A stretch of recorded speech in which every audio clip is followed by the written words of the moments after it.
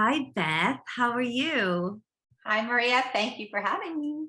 So happy to have you here. Welcome, welcome, welcome to Create Her Women's Network and to my feed. I'm so honored and happy to have you here today because you inspire the hell out of me. Wow, you're Really do. amazing. So thank you. You really, really do. I saw your film. It's called Breaking Bread, and folks, it's in theaters right now.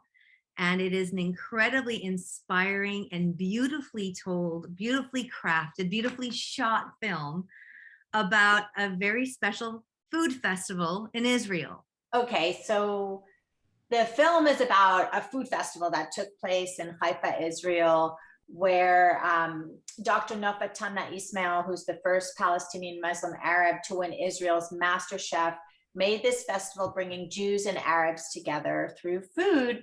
And they collaborate on dishes. She pairs a Jewish chef with an Arab chef, and they collaborate. And it's just been a joy. We played the film in festivals, in 65 film festivals around the world. It opened in Australia and New Zealand to theaters, rave reviews, and now and won some awards as well. Won awards and won the Napa Valley Film Festival That's Audience Award for congratulations. favorite culinary cinema film. And now it's in over 65 cities and theaters, called Breaking Bread, and you can find it on breakingbreadmovie.com. And if you happen to be in Los Angeles, I'm going to be doing a Q&A on Saturday night after the 7:30 p.m. showtime at the Beverly Hills location, the Lumiere Music Hall. So it's been such an incredible ride. Yeah. So what I loved about your film is that it really, first of all, Breaking Bread is like, let's break bread, let's make peace. So just the connotation of sitting across, and everyone who knows me knows that I'm a massive foodie. Mama Cina's kitchen is always busy and rolling, and I'm always having dinner parties. And so for me as an Italian American female, food is medicine, food is everything. So we, in my culture, of course, solve all problems over food and over the table. And that's how you approach your film. You take all of these different people that have been politicized and have been put at odds with one another, and they just don't give a shit. They come together and they talk about their grandmother's recipes for hummus and how they make their salads and how they collaborate on these gorgeous dishes, and it elevates the world and it connects us all so beautifully. And I want to ask, why did you decide to make this film? I know this is your directorial debut. Congratulations. So what was it about this story, and how did the story come to you? Well, I'll tell you about the story in a second, but I want to comment on that, about how the film opens with Anthony Bourdain's quote, "Food may not be the answer to world peace, but it's a start." And that's sort of what we have here. Just what you said, when you see these pairs of chefs cooking in the kitchen together, there are no labels and there's no politics. It's just human beings connecting right over the ingredients. And like you said, the grandparents, we can talk about Shlomi and Ali in a second, but how it came about is just a funny Los Angeles story, because I was sitting in my car in traffic and she came on the radio because she had just won Master Chef, and she was talking about her mission of bringing Jews and Arabs together through food. And I said, oh my goodness, positive story coming out of the Middle East and food. Like, how do I sign up? And I ran home and reached out to her on Facebook, and that's when she told me about the festival. And I said, eventually, first we talked about many things, but eventually she told me about her festival. And I said, no, we have to tell this story. So to give you guys just a little bit of background. So Chef Neuf is this larger than life personality, and she is Arab and she's Israeli and she's Palestinian, correct? Correct. And she won the Israeli, Muslim. Pardon me, and Muslim. Yeah. And she won the Israeli Top Chef, which was, wow, she was the first non-Israeli, technically, Jew to win it, right? Yeah. I don't know. I don't want to, there's so many in the Middle East and in there's so many nuance. There's so much nuance. Yeah. I don't want to. So we don't want to. But yeah, she's larger than life female. Oh.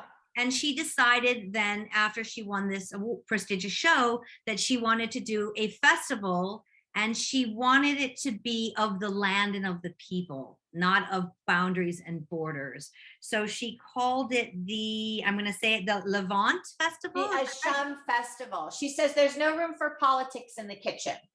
And she called it the Asham Festival. And the Asham means the Levant in Arabic. And so she's referring to this area that used to be just, the food was all in this area, and it was later divided up into countries by the British and the French, into Israel and Lebanon, Syria, Jordan, even Turkey, all of that. But I don't want to mention Turkey because that might have already been there before. But that area region was divided. And but the funny thing is, the food was from the area, so that's why you get these arguments from everybody: who owns hummus, who owns falafel, who owns that cucumber, tomato, spring onion salad. Is it the Israeli salad or is it the Arab salad? So then there's the whole controversy in the film where they get into that. People want to call it Israeli salad, people want to call it Arabic salad, and it's a whole thing. In the film, Dr. Nof talks about, she thinks it's an Arabic salad. She says, if you make a Chinese egg roll in Israel, you're not going to call it an Israeli egg roll, you're going to call it a Chinese egg roll. But then you have Dofel Safadi, who calls it an Israeli salad, and he's Muslim chef. So, and there's all different points of view, but there's definitely a sensitivity that she talks about, that the Palestinians feel that it's an Arabic salad. So yeah, that's a whole discussion in the film, but that's probably one of the few little points of politics. It's really not a film about politics, it's a film about humanity. And what's incredible to me is the pair of, I referenced it before, which is Chef Ali Khatib and Chef Shlomi Meir, and how you have these mirror images of each other, right? I don't even know how I found these. I mean, I don't want to take credit for it, but they're so cute. These chefs are just delicious to look at as much as their food, I'm sure, is to taste. They were so charming and so adorable and so handsome and just disarming. I know, and I'm like, how did this even happen? Because we were on a string budget with a 2-person crew, and somehow we found these. I mean, Nof pointed me in their direction, so I want to give her credit, but the two of them were mirror images. And so Shlomi was all about continuing the legacy of his Ashkenazi European grandfather's cooking. Everything he touches in that kitchen reminds him of his grandfather, and his grandfather, when he was 16, passed away after he had been a kid watching him cook every day, but he had no recipes. And he said at 16, he had to figure out like half a handful of this and 2 handfuls of that. And he figured out the recipes and he continued the legacy. And then you pair him with Chef Ali Khatib, who comes from the north, who's a village called Raja, which is divided half in Lebanon, half in Israel. Right, that was very interesting too, because it's a little town. It's a little village of 3,000 people. And you cross one street and you cross the other street and you're in a different country. You're in a different country. It's one of these, exotic stories, but his whole mission is to bring his grandmother's Syrian cooking. They originally came from Syria. They were in Lebanon, then the town became Israel, and then it got divided half and half. It's a crazy story, but the legacy of the grandmother's cooking is Syrian cooking. And so then he gets paired with Shlomi, and they are collaborating on a dish called kishek, which is a soup that's a yogurt, bulgur, and lamb soup that's made with an ingredient called kishek that his mother. I could have made a 90-minute film on kishek. On kishek, and it gets dried put it this way, it gets soaked in yogurt for a week and dried on a roof for 20 days. So it's a crazy, crazy ingredient, but they use it it's a homemade ingredient, artisanal ingredient, and they use it to make this incredible soup. And then the two of them collaborated, and when they were cooking, you don't see Jew or Muslim, you see people, and they're bonding over their grandparents, and it's just this beautiful thing. Beautiful. It's just beautiful. And then also in the film, you have a lovely couple who are madly in love. Joshi and Fadi are madly in love. Madly in love, and come from, for for lack of a better word, the wrong side of each from the opposite sides of the tracks. So yeah, one is it's a couple that's one is Jewish and one is Muslim, and they're the most incredible couple. Delicious. They're beautiful yeah. together.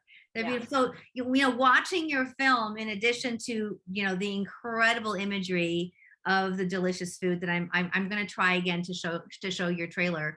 And by the way, guys, if you're just joining us, I'm talking today with Beth Elise Hawk, filmmaker, documentarian, and producer of the marvelous new film, which is in cinemas now, called Breaking Bread. And I'm really happy to have you here.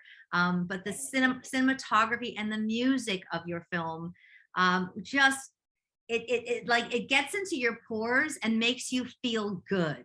So you leave the cinema just feeling so good and so hungry.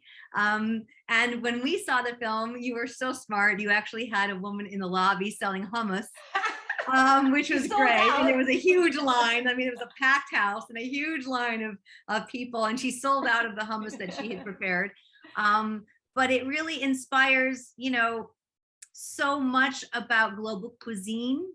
And I think, so often we see Italian cuisine or we see Chinese cuisine being cooked, but I have not experienced, Arab cuisine really, like, on television. There's not really an Arab chef that I could think of here in America that we're exposed to how beautiful and rich and diverse the plates are, between the grilling and the baking and the rolling and the grinding, and how gorgeous it all is. And it's really beautiful that you captured that. Thank you. I found the cuisine to be so exotic, and people are reaching out because a lot of people are not familiar with these dishes. Again, the star dishes in the film are kishik, and then there's an octopus macluba, which is a Palestinian signature dish that they make macluba in different areas of Israel, and depending where they top it with different toppings. This one came from Akko.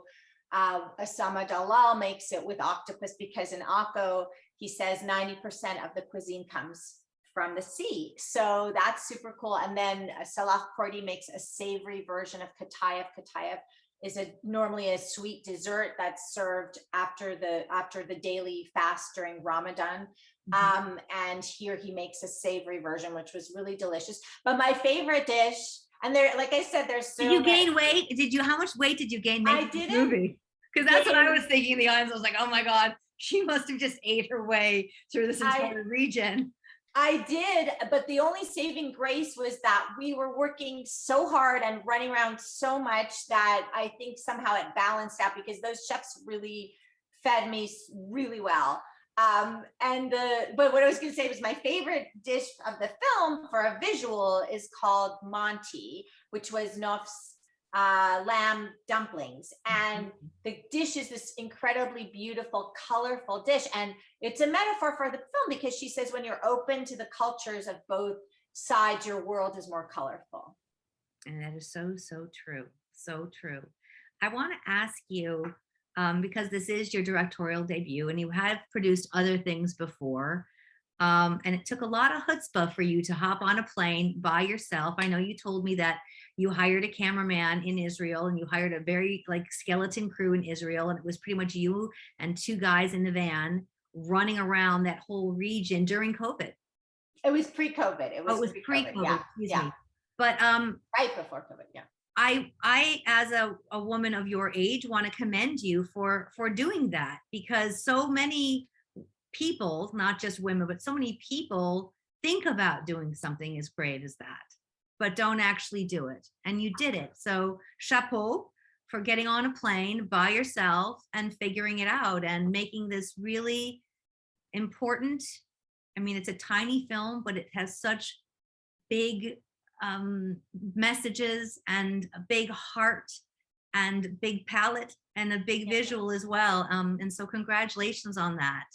I mean, thank you so much. I feel like it was something I just followed my heart, and I feel like I'm so grateful because it changed my life, really. I mean, I've just had such happiness from this, and I encourage anybody. So many people have thoughts about, oh, I'd like to write a book, or oh, I'd like whatever that is, but you Exactly. get scared to do it, or no, you just have to do it. I mean, take the chance. Why not? Because look at what can happen, you know. That's how I feel. I mean, I'm you know, I'm glad I did it, and I never looking back. And I do talk to all my friends and tell them that, because I think I think if you feel like you have something to say and you have something you want to do, you have to just do it. And You the have to hardest do it. part is getting started. That's the hardest part. Once you start, you'll do it. The universe supports you. Jump and the net will appear. It's true. It's Yeah. really true. And I would imagine, especially because something as good natured as this film is, got a lot of universals, you know, It did. magic support from the universe, because it's a story that needed to be told. So often it's only negative. We only hear the negative stories. So to have this, you know, beautiful journey with such a positive story, I would imagine the universe wanted you to make this film. That's your calling. Sometimes I feel like that's what's happening, because this film has had, I mean, what's happening with it is not normal. And I feel like it's got to be people in the universe want this out there, you know, somebody up there wants this out. It's why I was driven to tell it, because we don't hear positive things. We very rarely hear anything positive, let alone coming out of the Middle East. And so if there was something to be told that was authentic, I wanted to tell it. I figured it's something that's what obsessed me. And I figured, if I'm obsessed about hearing something positive, I bet you there are people out there who are going to want to hear it too. as well. And that's exactly what's happening. Yeah. Let's see if we can't get your trailer to play right now. Okay. I'm going to go ahead and share my screen again, and I'm going to hit play.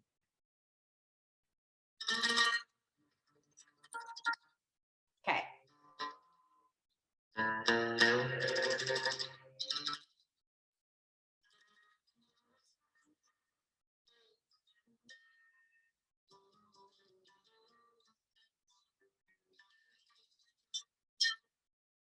The sound is not coming out.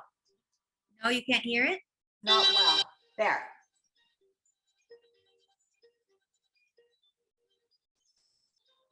When I founded the Sham Festival, I did not want to say Israel. I didn't want to say Palestine. I don't believe there is any room for politics in the kitchen.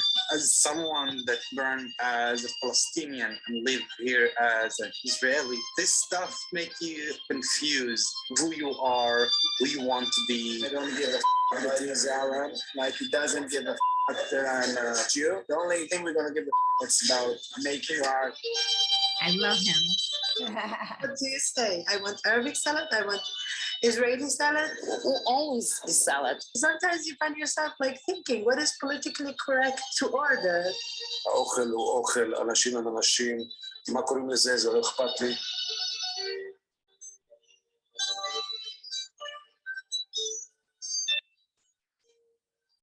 90% of people in Israel, they want to live together. And the 10% making it to the headlines. This is what's missing. We don't know each other enough. The difference between strangers to enemies is too small. כולם רבים אחד עם השני על כלום. I think they should have given chefs to make peace in the world. Food can bring us together. No, food can bring the first step. So this is the only way, small steps. And from there, it's depends on what we choose. You're gonna use food to bring world peace. No, I'm gonna use food to change a few people. That's it. But if you change a few people and other people would do the same, then maybe we will succeed together to do some kind of a huge change. How beautiful is that film? Just seeing it again made me happy. Oh, thank you so much. But the whole point for me is if it can make people have a nice time at the theater, or if it sparks conversation, I tell people to go out, even if you're not getting along, get some food together and try to reconcile, or just find your commonality rather than your divide. That's really the message. And can I tell you a little secret? I'm so happy that it was a female chef that brought all these people together. I love that. Yeah. So it's opening, it's playing this weekend here in Los Angeles. It's on 2 screens in Los Angeles. Tell us where they are. So it's at the Hollywood Cine Lounge and it's at the Beverly Hills Lumiere Music Hall. I'll be doing a Q&A at the Saturday night 7:30 p.m. showing, but it's showing all week. And then it's in, 65, it's rolling out to 65 plus cities. So don't fear if you're not in Los Angeles, because look at all these cities: Boca Raton, Atlanta, the Bryn Mawr Film Festival, Cincinnati, Columbus, Ohio, Cleveland, Daytona Beach, Fairfax, Virginia, Hartford, Hollywood, Florida, Grand Rapids. And you can find out more at breakingbreadmovie.com. And you can also sign up for the cookbook like I did, because I can't wait to make some of these amazing recipes in my kitchen and make some peace in my house too. So thank you so much for being with me today. I adore you. I'm so glad that we met. And I look forward to a long and joyous friendship and breaking bread many, many times together in the future. That's so great, Maria. Me too. Thank you so much. I really appreciate this. I appreciate your time and talking to me. And thank you so much. God bless you. Keep making great movies. And I look forward to your next one. Yay. Bye, everyone. Thanks for Bye. watching. Remember, create her life extraordinary. See ya. Bye. Bye.